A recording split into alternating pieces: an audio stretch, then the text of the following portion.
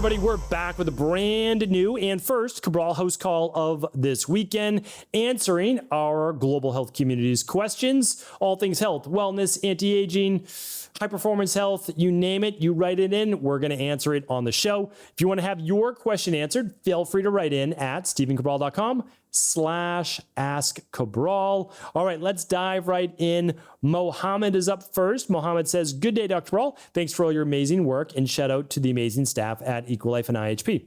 Thank you, Mohammed. Appreciate you. My question is regarding my EKG. Had a bit of an issue one day, so I got it done. Everything looked normal. However, it said, consider right atrial enlargement. I'm 26 years old. I use Equalife products such as DNS, daily fruit and vegetable blend, full spectrum magnesium. My complete blood count on my blood work looked good. However, I was slightly leaning towards hyponatremia. My reference range was 135 to 145. Was a 136 Canadian values. My resting heart rate is 72. However, I do exercise 2 to 3 times a week. I have stress sometimes. If I get really worked up emotionally, I feel it in my chest. However, exercise-wise, I can run and run. Please advise. Thanks. Okay, happy to help. So my number one lab for you that I would recommend is the minerals and metals test. Hands down, to look at your calcium, magnesium, sodium, potassium. Like more than anything else, that's what I want to look at. Blood work is amazing, and everybody should run their blood work annually, if not every 6 months. Okay, that diagnosis disease, it's really difficult for your electrolytes to be off on your blood work because it's just going to rob from your tissues and bones to make sure that it's where it needs to be, right? So that's not the best use, but if you lean towards lower sodium, which is basically what you're saying right now, that absolutely does affect the heart, without a doubt. And so, okay, well, why are you leaning towards lower sodium? Usually it's an adrenal issue. Not always, but in my practice, I see a lot of adrenal issues. So you'll see some of that on the minerals and metals test, but you also might want to run the stress mood and metabolism test that looks at your cortisol levels throughout the day. If we're really high on cortisol or really low, it's going to show alarm stage stress or the body's burnt out. And again, all of those things are fixable, but that will absolutely affect your potassium levels, your calcium levels, and then on the back, that's your stress state or unstressed. And then on the back end, sodium to potassium to how you're responding to stress. And if you trend more towards weight loss. So all of this will be done for you so that there's no guesswork. And again, I have to give you my disclaimer, no medical advice, no medical treatment plans, no medical cures or diagnosis. But of course, we run these integrative health labs, and it shares with you what are the underlying root causes. Like, why would someone trend towards lower sodium? It's important. Like, do you just sweat a lot? Okay, maybe you sweat a lot. Well, we need to replace that. Usually not the only case, but we want to look at that. So that's what I'd recommend. We ship labs to Canada. You can find these labs at stephencabral.com/shop. All right. And again, anything I recommend here today, just go to stephencabral.com/shop. You can see the protocols, products, labs, etc. And then you don't have to get them at Equalife if you don't want. But you know what we're offering, what we use, and you can always work with your local practitioner if you want. Just make sure they're qualified, right? It's not all about the labs. It's about the protocols and programs that you get put on based on your results. All right. Carlos is up next. Carlos says, I've searched your database and cannot find your nighttime routine for cleaning, moisturizing your face. I'm wondering, excuse me, what I could do to try and prevent wrinkles and have a healthy, smooth face. Okay. So 2 parts to this. Real anti-aging of the skin is inside out. No doubt about it. Literally no doubt about it. So you need to make sure that, I would say the minimum is an anti-inflammatory diet, your 30 plus grams of fiber. Then you want to use minimum daily nutritional support or daily activated multi for all your B vitamins, all that good stuff. 2 grams of omega-3s and your vitamin D3. All right, that's your minimum. After that, what does our skin and hair need? Okay, maybe the advanced collagen support, 5 grams, 1 scoop, add it to your smoothie, and or the Balance Zinc. And the Balance Zinc, really inexpensive product. Great to take one of those at dinner. Okay, so now we've got the nutrients per se right there. What can we do topically? Well, one is, though, I'm not someone who shies away from the sun. However, the sun will cause more wrinkles over time. Both can be true. The sun can be healthy for you as long as you don't get burnt and overdo it. But also, the sun also causes oxidative stress. right? So it's like both are true. And so sun, vitamin D, enhances sulfur, enhances detoxification, but can cause wrinkles. So if you don't want wrinkles on your face, we're going to get sun on the rest of the body, but not the face and maybe the upper chest. Okay, so we put some sunscreen or we wear a hat or whatever it might be. Again, a healthy, safe one, of course. All right, now the next part is I could go through a whole routine with you right now. Obviously, we're using all natural things, and I can do another show in the future, but we use a product called OneSkin. And we've actually used it and promoted it in our practice now for 3 years. So we've got a lot of evidence on this. Is it the only one that you can use? No. And I talked about other products for scars and acne scars and all sorts of different things on previous shows. So definitely, and again, if you ever can't find anything, just write in at cabralsupportgroup.com. We'll find it for you. But we use the OS1 peptide by OneSkin.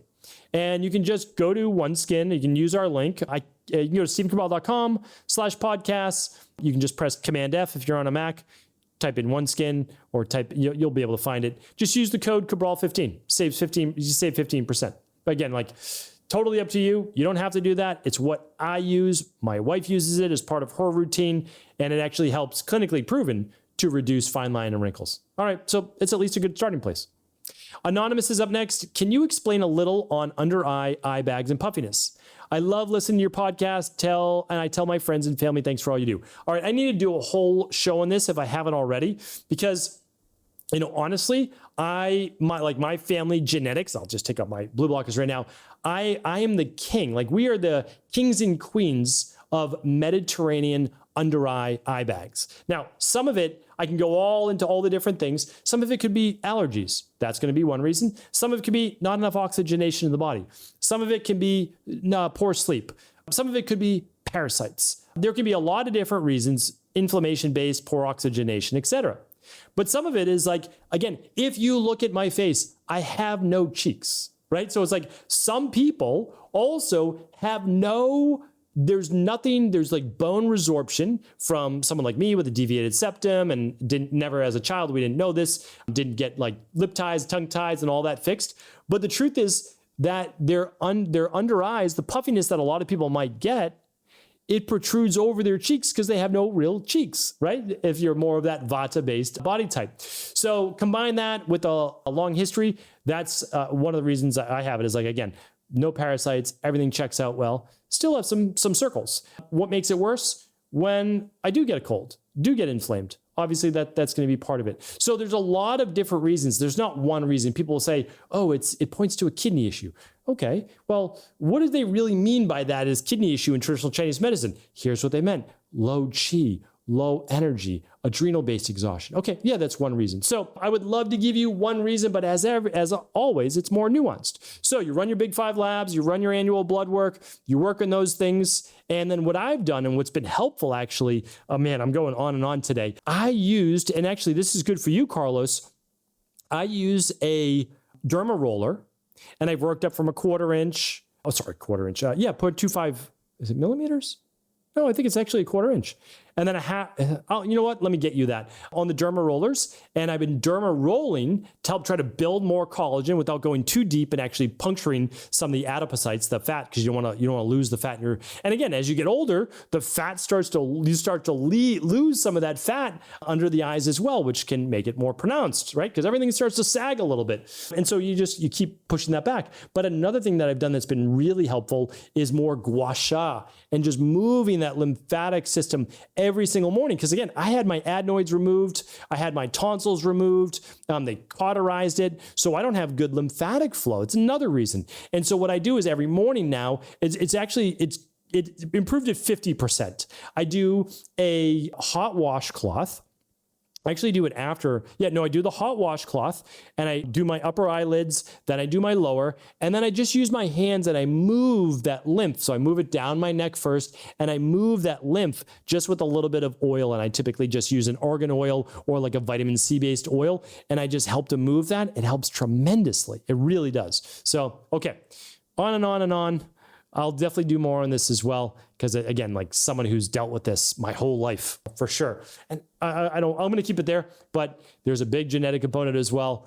My daughters won't be listening to this show right now. One of my daughters has it. One of my daughters doesn't. One of my daughters inherited my eyes. one didn't, right? So it's like, you can see it from when they were 2 years old. You're like, oh, there it is, right? But anyway, it's okay. You know, it's if it's just cosmetic, it's just cosmetic, and we were all born how we were born, but we can work with that, right? Like, I don't love having it, so I just work with a little bit on it. That's all. But that's that. All right, Lori's up next. Hello, Dr. Ball. I recently noticed more joint stiffness and mild aches when I wake up in the morning. I'm only in my 40s. I was so surprised by this. What are the most common underlying causes of early joint discomfort? And are there natural ways to support joint health before it gets worse? Yes. So let's pretend you were a new client coming to our practice. I would say, when did the joint pain start? You would say, about 3 months ago. I would say, okay, did you embark on any new thing in your life? Literally, new foods, because it could be food sensitivity, inflammation to them. Like, that's not uncommon. Did you just overcome a viral-based issue? Okay, inflammation goes to the joints. Did you start a new running program? Are you doing boot camp workouts? Like, is there anything new in your world?